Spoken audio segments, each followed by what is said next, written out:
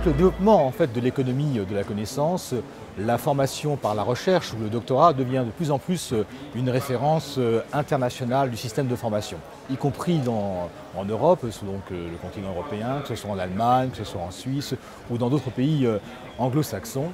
Mais en France, il faut le reconnaître, dans l'inconscient collectif, le docteur c'est plutôt un médecin. Et pourtant, le doctorat couvre un champ disciplinaire beaucoup plus large. Et le risque que l'on a du coup, c'est que cette formation, cette compétence tombe dans une sorte d'anonymat social. Et il ne faut pas que ça tombe dans cet anonymat social parce qu'on a besoin de cette formation. Pourquoi ?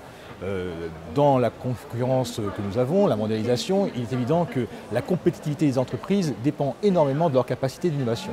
Et les docteurs ont cette capacité de contribuer utilement au développement de l'innovation et à apporter des réponses positives à tous les nouveaux défis de société qui sont autant d'opportunités de marché, que ce soit par exemple la démographie et le vieillissement, donc les questions de santé connectée qui sont un sujet tout à fait effectivement intéressant à développer, ou que ce soit avec l'urbanisation galopante et les problèmes des énergies renouvelables ou encore les problèmes des smart cities.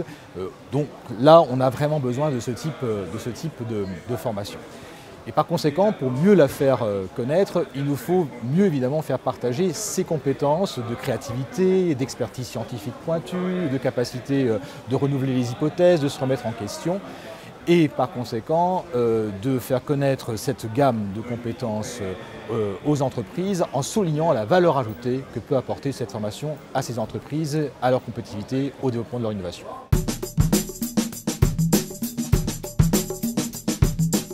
Chaque doctorat est différent parce que chaque doctorat, c'est une expérience de recherche de 3 ans sur un sujet de recherche original et qui se développe jusqu'à des publications internationales.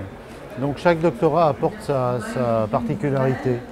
En même temps, les docteurs développent des compétences à la fois scientifiques, bien sûr, des méthodes scientifiques sont importantes, mais aussi des compétences transverses, le travail en équipe, la capacité à s'adresser à des problèmes nouveaux, inconnus, à faire preuve de créativité, à s'adresser à des questions mal posées. Ça, ce sont les spécificités des docteurs.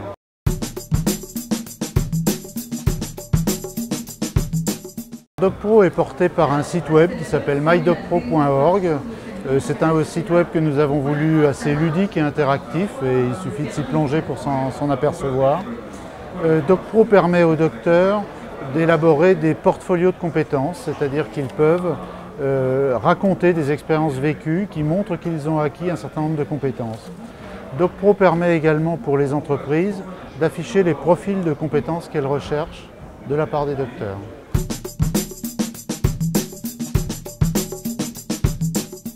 C'est un projet donc, qui a 5-6 mois d'existence et qui commence à porter ses fruits, notamment au niveau de la motivation que peuvent avoir les docteurs à justement utiliser ce référentiel pour construire leur e-portfolio. Il y a, je crois, 1550 environ docteurs qui se sont déjà inscrits sur cette plateforme.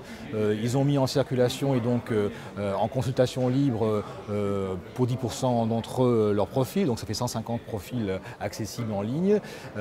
C'est de ce point de vue-là déjà très positif.